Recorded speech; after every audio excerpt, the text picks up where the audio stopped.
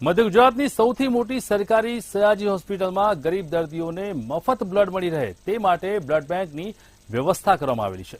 છતાં ખાનગી બ્લડ બેંકમાંથી બ્લડ લાવવા દર્દીના પરિવારને મજબૂર કરતો કિસ્સો સામે આવ્યો છે। દર્દીના સગા પાસે પૈસા નહોતા અને કારણે કબૂલાત છતાં ડોક્ટર વિરાજે બહાનાથી ખાનગી બ્લડ બેંકમાંથી બ્લડની લાવવા માટે કહ્યું હતું। ડોક્ટર વિરાજ મેડિકલ લીગલ ઓફિસરની ટેલિફોનિક સૂચનાનું પાલન કરતા નથી।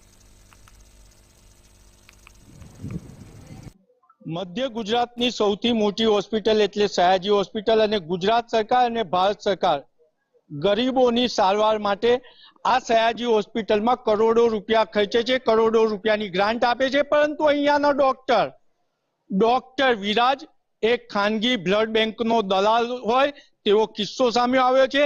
દર્દીના સગા કહી રહ્યા છે સયાજી હોસ્પિટલમાં બ્લડ છે, છતાં પણ ડોક્ટર વિરાજ એમએલઓ સાથે વાત કરવા તૈયાર નથી કે દર્દીના સગાને સહયોગ કરવા તૈયાર નથી। ત્યારે મંતવ્યની ન્યૂઝ સામે વાત કરવા દર્દીના સગા છે। આપણે દર્દીના સગાને કહીશું શું છે તમારું નામ અને તમારી સાથે શું બનાવ બન્યો છે? મારું નામ સૈયદ તોફિક અલી છે।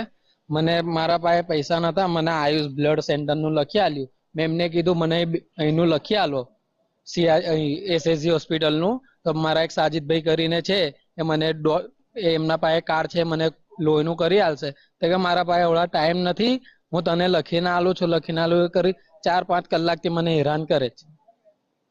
તમે એમને કીધું ખરું કે એસએસજી હોસ્પિટલમાં બ્લડ છે? તો એ શું કહી રહ્યા છે? એ કે એ તમે હમણાં તમે પણ ડોનેટ કરો ને તો તમને 2 દિવસ પછી તમને લોહી આલે, તમને તાત્કાલિક તો મળે જ નહીં। મારું બહુ આભાર। એટલે આ ડોક્ટર વિરાજ પાસે દર્દીની સારવાર કરવા માટે કે દર્દીના સારવારના નિદાન માટે સમય નથી, પરંતુ ખાનગી લેબોરેટરી બ્લડ બેંકમાં લેટર લખવા માટે સમય છે।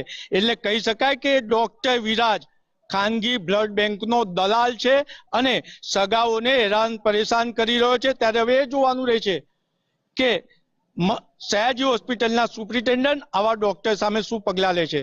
કેમેરામેન કેતન સિંધે સાથે નિલેશ બ્રહ્મભટ્ટ, મંતવ્ય ન્યૂઝ, વડોદરા।